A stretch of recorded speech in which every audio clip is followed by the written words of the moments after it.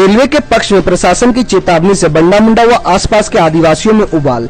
विमलागढ़ गोड्डा के बीच प्रस्तावित दूसरी रेलवे लाइन के खिलाफ 28वें दिन भी आंदोलन ग्रामीणों ने जारी रखा। 28 दिनों में दूसरी बार मंगलवार को एडीएम ऑफिस में आंदोलनकारियों ने दी दस्तक।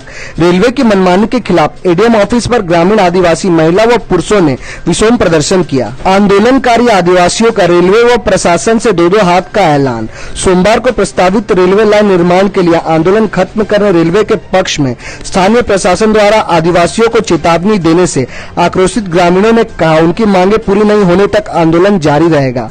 प्रशासन की चेतावनी व आदिवासियों के दो हाथ के ऐलान से टकराव की स्थिति उपज गई है, जिससे प्रबुद्ध लोगों ने मामले में शासन प्रशासन के उच्च अधिकारियों से हस्तक्षेप की वकालत की है।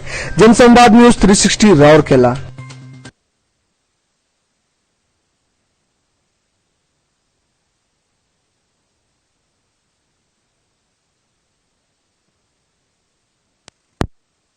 कोर्ट में जो हिसाब का जो बर्ताव किए एकदम बोलना नहीं चाहिए, लेकिन एकदम पूरी दुखदायक है। ऐसा ऑफिसर, ऐसे गरम मिजाज का ऑफिसर जाके अगर बोलते हैं आदिवासी निरीह में एकदम पूरी सरल आदिवासी एकदम अनपढ़ आदिवासी के साथ में ऐसे बिहेवियर करेंगे, लूटा हुआ आदिवासी के साथ में ऐसे बिहेवियर करेंगे, दुर्भाग्यजनक बात। काल जो बोल के आए फोर्सफुली हम लोग करेंगे, तो हम बताना चाहते हैं ये ऑफिस जब से बना हम लोग का जमीन एक्वायर हुआ है।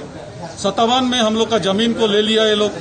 57 के बाद में ये लोग बोला था कि जमीन के बदले जमीन दिया जाएगा, जमीन के बदले एक नौकरी दिया जाएगा, जमीन के बदले अगर घर द्वार चला गया है तो आपको रीसेटल किया जाएगा। लेकिन ये सबको एक्सरसाइज नहीं किया ये लोग। ये ऑफिस ने जरूरी नहीं समझा, उसी का नतीजा आज हम लोग 28 दिन से वहाँ धूप में विरोध करते आ रहे हैं। वो लोग फोर्स देते आ रहे हैं, हम लोग विरोध करते आ रहे हैं।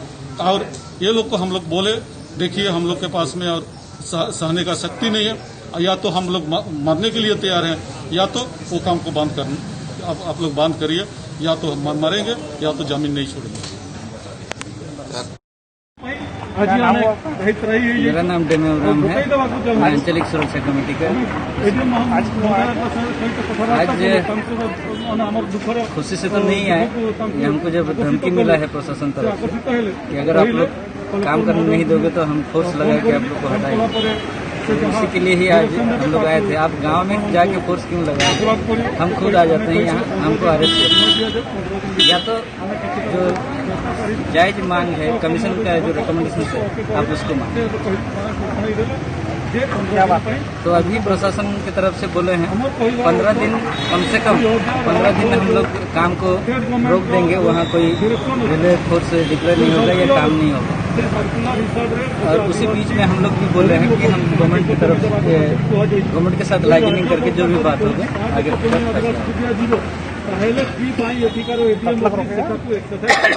अभी कलेक्टर परमिशन दिया है 15 दिन के बीच में ये सरकार के तरफ पास हम लोग बैठेंगे, वहाँ से जो डिसीजन होगा उसके हिसाब से आगे। आज रात क्या पियोगी? आज रात मैं शुक्ला जी का पसीना पीऊंगी। हर रात आपके मैट्रेस में कोई आपका पसीना पी रहा है। शुरू कीजिए हेल्दी स्लीपिंग हेल्दी मैट्रेस के साथ रेक्रॉन सर्टिफाइड। ब्राह्मणी नदी के दार्जिलिंग पिकनिक स्पॉट पर ब्राह्मणी नदी में डूबने से दूसरे दिन गोताखोरों ने डीएवी के छात्र आयान ताक व प्रसन्न साहू के शव को नदी से निकाला। इसके साथ ही छात्रों के परिजनों पर दुखों का पहाड़ टूट पड़ा। इन्हें पिकनिक ले जाने वाले युवा शिक्षक दंपत्ति को लेकर अभिभावकों में आक्रोश व तनाव बना हुआ है। वहीं इस अप्रत्याशित घटना से शिक्षक दंपत्ति के सदमे में रहने की बात कही जा रही है। चांदी पोस्ट पुलिस ने दोनों छात्रों के शवों के पोस्टमार्टम कराने के बाद परिजनों को सौंप दिया। आयान और प्रसन्न के शवों के मिलने के बाद बेमौसम पिकनिक में दो घरों का चिराग बुझ गया। बसंती कॉलोनी के डीएवी के छात्र आयान और प्रसन्न दार्जिलिंग पिकनिक स्पॉट में शिक्षक दंपत्ति सुमित अग्रवाल और गीतांजलि दास के साथ पिकनिक गए थे। सोमवार की सुबह से दार्जिलिंग पिकनिक स्पॉट पर पहुंचने के कुछ देर बाद ही आयान और प्रसन्न नदी में नहाने उतरे और डूब गए। बसंती कॉलोनी डीएल चौक में शिक्षक सुमित अग्रवाल और गीतांजलि दास से ट्यूशन पढ़ने वाले 9 छात्र छात्राओं की बेमौसम पिकनिक की जिद ने दो परिवार की खुशियां छीन ली। शिक्षक दंपति ने बताया कि बच्चों की जिद पर सोमवार की सुबह किराए पर गाड़ी बुक कर डीएवी, डीपीएस समेत विभिन्न कॉन्वेंट स्कूल के 9वीं व 10वीं के 9 छात्र छात्राओं को दार्जिलिंग पिकनिक स्पॉट पर पिकनिक ले गए, जहां आयन व प्रसन्न हादसे के शिकार हो गए। सोमवार व मंगलवार को 2 दिनों तक दमकल विभाग के गोताखोरों की कड़ी मशक्कत के बाद आयन व प्रसन्न का शव नदी से निकाला जा सका। इस घटना से जहां आयन व प्रसन्न के घरों में मातम पसरा हुआ है, वहीं इस प्रत्याशित घटना से शिक्षक सुमित और गीतांजलि के साथ साथ आयन व प्रसन्न के सहपाठियों में अतुल मिश्र, अभिजीत मिश्र, रजत महांती, रौनक पॉल, दीप्तिमय पात्र व रोहित कुमार भी सदमे में है। जनसंवाद न्यूज 360 राउरकेला। आज रात क्या पियोगी? आज रात मैं शुक्ला जी का पसीना पीऊंगी। हर रात आपके मैट्रेस में कोई आपका पसीना पी रहा है। शुरू कीजिए हेल्दी स्लीपिंग हेल्दी मैट्रेस के साथ रैक्रॉन सर्टिफाइड। नाला रोड और मेहताब रोड के स्ट्रीट वेंडरों को प्रधानमंत्री स्वनिधि योजना का लाभ देने आरएमसी की मदद से बीजेडी ने कैंप लगाया। इस कैंप में स्ट्रीट वेंडर आत्मनिधि रिस्क के तहत चयनित 80 से अधिक गरीब परिवारों के लोगों के बीच आरएमसी द्वारा स्ट्रीट वेंडर का रजिस्ट्रेशन सर्टिफिकेट बांटा गया। रजिस्ट्रेशन सर्टिफिकेट वितरण शिविर में बीजेडी के नगर अध्यक्ष गगन पंडा, विधायक प्रतिनिधि पिंकू जायसवाल, बीजेडी के जोनल अध्यक्ष एजाज अहमद गुड्डू, पूर्व पार्षद अफरोज अहमद, नसीम अख्तर, समीम अहमद, हैदर अली, अल्ताफ शकील आदि उपस्थित रहकर लाभुकों के बीच स्ट्रीट वेंडर का रजिस्ट्रेशन सर्टिफिकेट बांटा। बीजेडी के जोनल अध्यक्ष एजाज अहमद ने बताया कि स्ट्रीट वेंडर का रजिस्ट्रेशन सर्टिफिकेट पाने वालों को स्ट्रीट वेंडर आत्मनिधि रिस्क के तहत 10,000 की आर्थिक मदद स्वरोजगार के लिए मिलेगा, जिस राशि को सूल भत्ता से वापस लौटाना है। कोरोना काल में यह सहयोग गरीबों के लिए वरदान है। जनसंवाद न्यूज 360 राउरकेला। आज रात क्या पियोगी? आज रात मैं शुक्ला जी का पसीना पीऊंगी। हर रात आपके मैट्रेस में कोई आपका पसीना पी रहा है। शुरू कीजिए हेल्दी स्लीपिंग हेल्दी मैट्रेस के साथ रैक्रॉन सर्टिफाइड। हरियाणा के प्रवासियों की प्रतिनिधि संस्था हरियाणा नागरिक संघ व संघ द्वारा संचालित सरस्वती विद्या मंदिर में पखवाड़े भर से घमासान मचा हुआ है। इस बीच संघ अध्यक्ष रमेश अग्रवाल पर मनमानी का आरोप 17 सदस्यों व पदाधिकारियों ने लगाए और ट्रस्ट बोर्ड से हस्तक्षेप की गुहार लगाई। संघ के 17 सदस्यों व पदाधिकारियों की शिकायत पर ट्रस्ट बोर्ड व अध्यक्ष से नाराज सदस्यों व पदाधिकारियों की संयुक्त बैठक हुई, जिसमें अध्यक्ष रमेश अग्रवाल व उनका पक्ष लेने वाले पदाधिकारी व सदस्यों ने बैठक से दूरी बनाई। बैठक में पुरानी कमेटी को भंग कर नई कमेटी के चुनाव होने तक अस्थायी कमेटी बनाई गई। अस्थायी कमेटी दावा कर रही है कि सब कुछ सामान्य हो गया है, वहीं कुछ मुद्दों पर अभी भी विवाद जारी है। जनसंवाद ने अस्थायी कमेटी के पदाधिकारी राधेश्याम बरेलिया व स्वयंभू अध्यक्ष रमेश अग्रवाल से बातचीत की। आइए सुनते हैं उन्होंने क्या कहा। जनसंवाद न्यूज 360 राउरकेला। मैं राधेश्याम बरेलिया, जॉइंट सेक्रेटरी हरियाणा नागरिक संघ। पिछले दिनों जो भी माहौल था अपने हरियाणा नागरिक संघ और स्कूल को लेकर, जो अविश्वास का माहौल बना था, वो माहौल अब क्या है, प्रेसिडेंट के खिलाफ ही बना था। तो इसमें 17 आदमियों ने उनके खिलाफ लिख कर दिया कमेटी को, ट्रस्ट बोर्ड को। ट्रस्ट बोर्ड ने फिर एक मीटिंग बुलाई। मीटिंग में नया पुरानी कमेटी को डिसॉल्व कर दिया गया और एक नई कमेटी का गठन किया गया। नई कमेटी अपने डॉक्टर सुरेश बंसल जी को इनका अध्यक्ष बनाया गया है और ब्रिज मोहन जी अग्रवाल के अंडर में ये कमेटी काम करेगी। उनके नेतृत्व में ये काम करेगी। कमेटी में कौन कौन लोग हैं? कमेटी में अभी डॉक्टर सुरेश बंसल जी अपने प्रेसिडेंट हैं और राजेश अग्रवाल अपना सेक्रेटरी है और जॉइंट सेक्रेटरी श्री राम बंसल, राधेश्याम बरेलिया और ट्रेजरर में चंद्रेश गुप्ता। बाकी कमेटी मेंबर, बाकी 9 और मेंबर। समाज को क्या संदेश देना चाहेंगे? नहीं, अभी ऐसा है, अभी जो अपना नई कमेटी आई है ये अच्छे से काम करेगी और किसी को भी कोई घबराने की दरकार नहीं है। कोई भी पेरेंट्स को, किसी को भी कोई सोचने की दरकार नहीं है। उनका बच्चे का भविष्य के लिए भी सोचने की दरकार नहीं है अपने को। और जो भी बच्चों की ऑनलाइन क्लासेस बंद थी 400 बच्चे की, वो हमने स्टार्ट करवा दी है अभी। और बाकी उनकी कुछ स्कूल फीस जो है उसके बारे में भी हम लोग कुछ विचार करेंगे। अभी हमारी जो मीटिंग होगी कि कुछ कंसेशन दिया जाए बच्चे लोगों को और कहीं कोई तकलीफ नहीं आएगी बच्चे लोगों को। अभी जो ये कमेटी बनी है ये एडहॉक कमेटी है और जल्द से जल्द 2 या 3 महीने में कोविड की ये जो परिस्थिति को देखते हुए इलेक्शन कराया जाएगा और नई कमेटी गठन की जाएगी।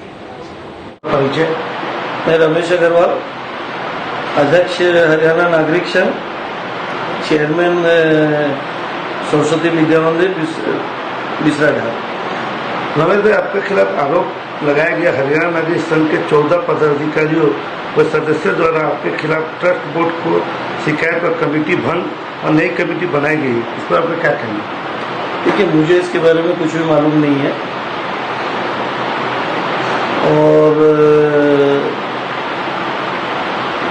मैं चुनाव जीत के आया था अध्यक्ष पद का, और हमारे हरियाणा नागरिक संघ में सभी पदों का चुनाव होता है, इसलिए सब स्वतंत्र हैं।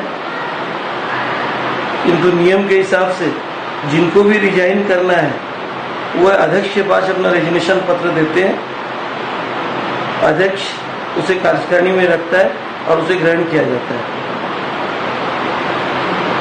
अब आपने कहा कि ट्रस्ट बोर्ड ने कमेटी को डिसॉल्व कर दिया और नई कार्यकारिणी बन गई, ये तो मेरे ख्याल से हरियाणा नागरिक संघ के इतिहास में पहली दफा हुआ है कि ट्रस्ट बोर्ड को अधिकार है कार्यकारिणी को भंग करने का और नई कार्यकारिणी बनाने का। मुझे तो पता नहीं है, फिर भी मैं अभी मेरे कुछ घर के काम है, उसके लिए मैं गया नहीं हूँ और 2-4 दिन में मैं अपना जाके सारी चीज के पता करूँगा। पता करके यदि ट्रस्ट बोर्ड के पास ये अधिकार है तो मुझे भी स्वीकार करना पड़ेगा, और यदि ट्रस्ट बोर्ड के पास ये अधिकार नहीं है तो ट्रस्ट बोर्ड को अपनी गलती स्वीकार करनी पड़ेगी। शिक्षक के आंदोलन में थाना में एफआईआर से संघ स्कूल को लेकर अब विश्वास का माहौल बना हुआ है, आपकी क्या भूमिका होगी? देखिए, ये चीज के लिए तो ये बोलना है कि भाई ये तो कोविड पीरियड था, कोविड पीरियड में बहुत से बच्चे फीस जमा भी नहीं किए थे, फिर भी जुलाई महीने तक की पेमेंट जा चुका था। 31 अगस्त से पहले जुलाई महीने का पेमेंट जा चुका था और अगस्त महीने में सचिव और प्रिंसिपल के बीच जो वातावरण पैदा हुआ वह वातावरण आपको भी सर्वविदित है। उन्होंने एक दूसरे के ऊपर, एक प्रिंसिपल ने सचिव के ऊपर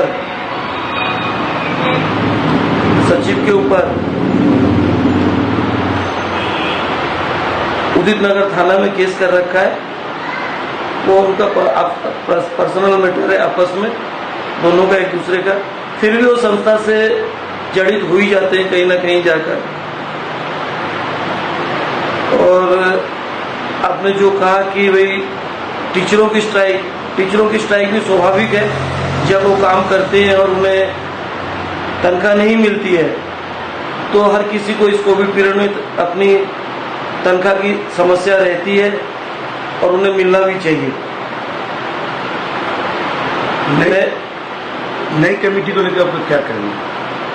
नहीं, नई कमेटी का मुझे पता नहीं है क्या हुआ है, और मैंने आपने कहा ना कि मुझे तो पता नहीं। मेरी जितनी जानकारी है ट्रस्ट बोर्ड को ये अधिकार नहीं है, और ट्रस्ट बोर्ड का यदि अधिकार है तो मुझे मानना पड़ेगा, और यदि ट्रस्ट बोर्ड का अधिकार नहीं है तो ट्रस्ट बोर्ड को अपनी गलती स्वीकार करनी पड़ेगी। और मुझे ये भी पता है कि मैं इलेक्टेड होकर आया था, हमारे समाज ने, हमारे जो 1400 मेंबर हैं, उन्होंने मुझे वोट देकर जिताकर 2 साल के लिए भेजा था, और सिर्फ उन्हीं मेंबरों का अधिकार है, वो भी 2/3 मेंबर जब एक साथ हो जाए तो किसी को भी निकाल सकते हैं, और किसी को अधिकार नहीं है कि कोई किसी को निकाल सकता है। आज रात क्या पियोगी? आज रात मैं शुक्ला जी का पसीना पीऊंगी। हर रात आपके मैट्रेस में कोई आपका पसीना पी रहा है। शुरू कीजिए हेल्दी स्लीपिंग हेल्दी मैट्रेस के साथ रैक्रॉन सर्टिफाइड। दूसरी शादी के बाद पत्नी को शारीरिक व मानसिक यातनाएं देने वाले पति पर पीड़िता ने गंभीर आरोप लगाया। राजगामपुर थाना में पीड़िता की शिकायत पर एफआईआर दर्ज हुआ पुलिस मामले की विभिन्न पहलुओं की छानबीन में जुटी। राजगामपुर नगर पालिका अंतर्गत वार्ड नंबर 13 स्थित स्टेशन पाड़ा निवासी कल्पना बोथरा ने अपने ससुराल वालों से तंग आकर थाने में सास ससुर पति के खिलाफ FIR दर्ज कराया। कल्पना बोथरा ने पति समेत ससुराल वालों पर शारीरिक व मानसिक उत्पीड़न आरोप लगाया। कल्पना ने बताया कि 1.25 साल भर पहले 7 अगस्त 2019 को झारसुगड़ा के झाड़ेश्वर मंदिर में दोनों परिवारों की मौजूदगी में आपसी रजामंदी से सौरभ के साथ विवाह हुआ। पीड़िता ने बताया कि दोनों की यह दूसरी शादी है। दोनों के एक बच्चे पहले शादी से हैं। शादी के कुछ दिन बाद से ही मानसिक एवं शारीरिक रूप से प्रताड़ित किया जाने लगा। पति सौरभ बोथरा, सास सुधा बोथरा और ससुर रंजीत बोथरा पर शारीरिक व मानसिक उत्पीड़न की शिकायत को गंभीरता से लेते हुए पुलिस मामले की छानबीन कर रही है। वहीं यह मामला शहर में चर्चा का विषय बन चुका है। जनसंवाद न्यूज 360 मेरे बच्चे को मारा पीटी भी कर रहे हैं और मेरे को खर्चा नहीं दे रहे हैं। आपका बच्चा कहाँ है? बच्चा मेरा एक बेटा है।